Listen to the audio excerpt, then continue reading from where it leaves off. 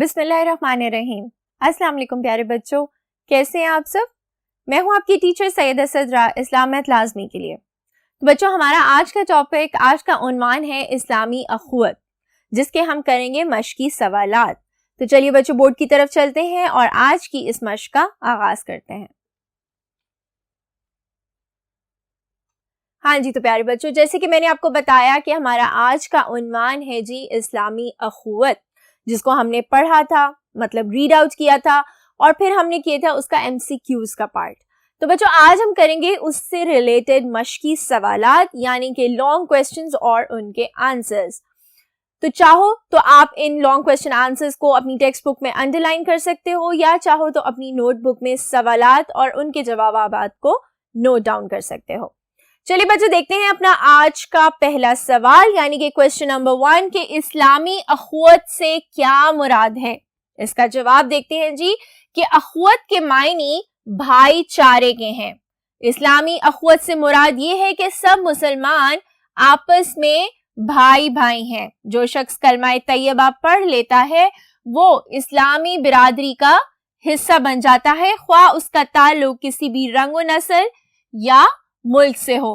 تو جو مسلمان، جو مومن کلمہ طیبہ کا ورد کر لیتا ہے، کلمہ طیبہ پڑھ لیتا ہے، تو اس کا تعلق کس سے ہو جاتا ہے؟ اس کا تعلق ہو جاتا ہے اسلامی برادری سے، پھر چاہے وہ جس بھی رنگ و نسل کا یا جس بھی ملک سے تعلق رکھتا ہو، وہ ہوگا مسلمان۔ اب دیکھتے ہیں جی اپنا سوال نمبر 2، یعنی کہ کویسچن نمبر 2 کہ قرآن مجید کی روشنی میں اسلامی اخوت کی اہمیت بیان کیجیے۔ اس کا جواب دیکھتے ہیں جی کہ اخوت امت مسلمہ کے لیے ایک بہت بڑی نعمت ہے۔ یہ اللہ کا وہ خاص فضل ہے جس میں مسلمان دوسرے مسلمان کی محبت اور ہمدردی کے جذبات رکھتے ہیں۔ یہ اللہ تعالیٰ کا ہم مسلمانوں پر احسان ہے، جس کا ذکر کرتے ہوئے اللہ تعالیٰ فرماتا ہے، اور سب اللہ کی رسی مضبوطی سے تھام لو اور تفرقے میں نہ پڑو، اور اللہ کی اس مہربانی کو یاد کرو، جب تم ایک دوسرے کے دشمن تھے تو اس نے تمہارے دلوں میں ایک دوسرے کی الفت ڈال دی۔ تو یعنی کہ اللہ تعالیٰ فرماتے ہیں کہ تم اللہ تعالیٰ کا شکر ادا کرو کہ اس نے تم لوگوں کو آپس میں بھائی بھائی بنایا، تم لوگوں کے دلوں میں ایک دوسرے کے لیے محبت ڈالی۔ وہ وقت یاد کرو جب تم آپس میں ایک دوسرے کے دشمن تھے اور تم اس کی۔ چلیے بچوں آگے بڑھتے ہیں اور اس سوال کا بقیہ جواب دیکھتے ہیں۔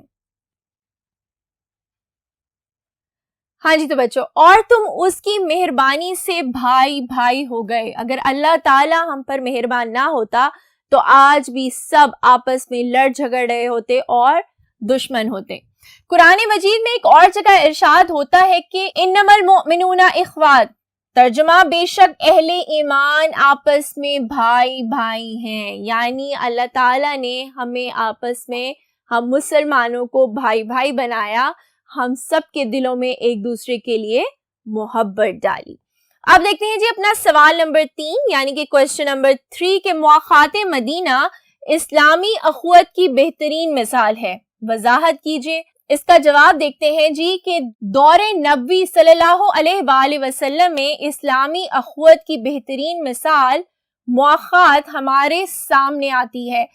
کس کس بچے کو یاد ہے کہ مدینہ میں جب مسلمان ہجرت کر کے آئے تھے تو انصار مدینہ نے مواخات کا مظاہرہ کیا تھا، یعنی کہ جب ہمارے پیارے نبی صلی اللہ علیہ وآلہ وسلم نے مہاجرین اور انصار کو بھائی بھائی بنا دیا تھا۔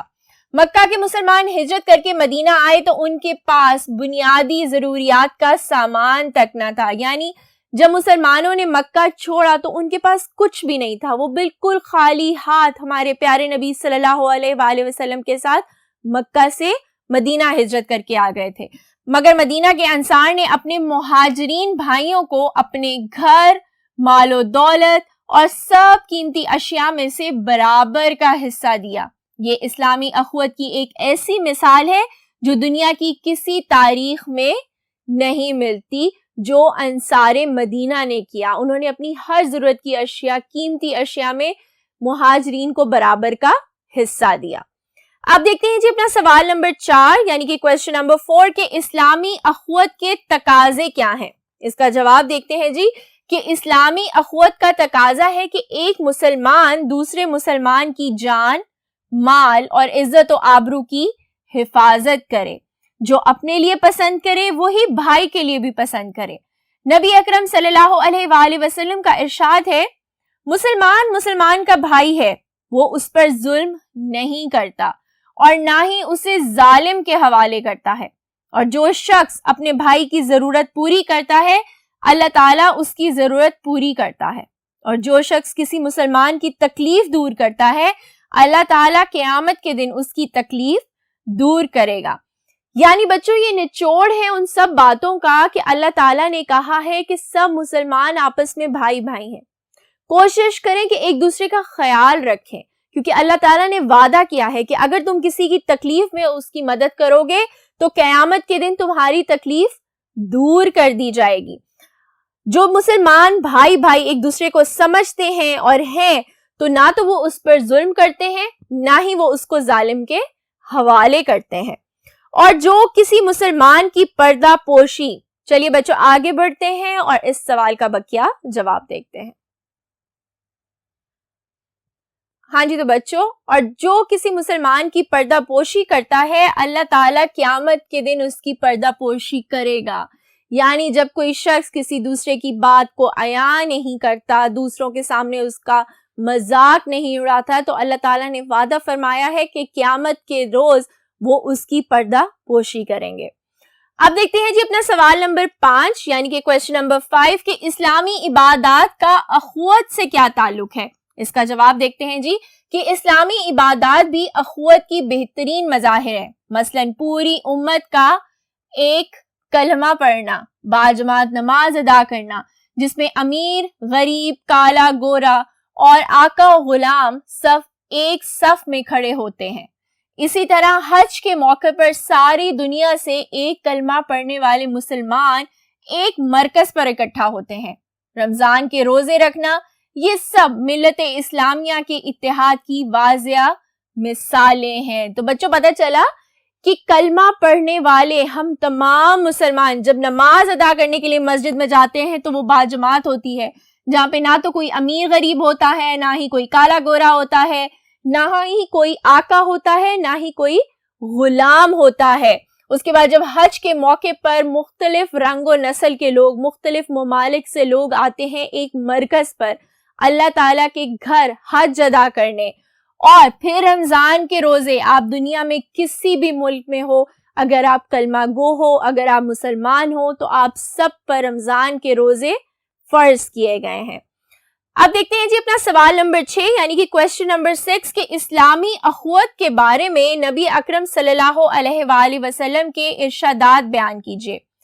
دیکھتے ہیں جی اس کا جواب کہ نبی اکرم صلی اللہ علیہ وآلہ وسلم نے فرمایا ایک مومن دوسرے مومن کے لیے عمارت کی طرح ہے جس کا ایک حصہ دوسرے کو مضبوط بناتا ہے. یعنی سب ایک دوسرے کے لیے بنیاد کا کام کرتے ہیں کہ عمارت کا ایک حصہ، تو ایک مومن عمارت کا ایک حصہ ہے اور دوسرا مومن عمارت کا دوسرا حصہ، جو آپس میں ایک دوسرے کو مضبوط بناتے ہیں.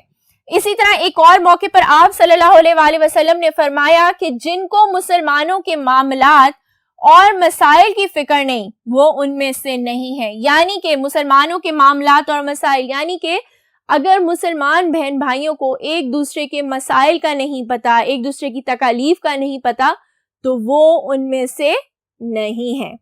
اب دیکھتے ہیں جی اپنا آج کا آخری سوال یعنی کویسچن نمبر 7 کہ اسلامی اخوت سے معاشرے پر کیا اثرات مرتب ہوتے ہیں. اس کا جواب دیکھتے ہیں جی کہ اخوت کا بڑا اثر یہ ہوتا ہے کہ ایک ایسا اسلامی معاشرہ تشکیل پاتا ہے جس میں تمام مسلمان آپس میں پیار و محبت سے رہتے ہیں.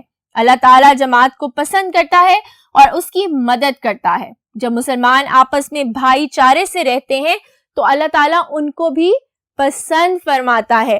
تو اللہ تعالیٰ نے کہا ہے کہ اللہ تعالیٰ جماعت کو، جب سب اکٹھے رہتے ہیں ایک دوسرے سے پیار و محبت میں رہتے ہیں تو اللہ تعالیٰ ان کو پسند فرماتا ہے.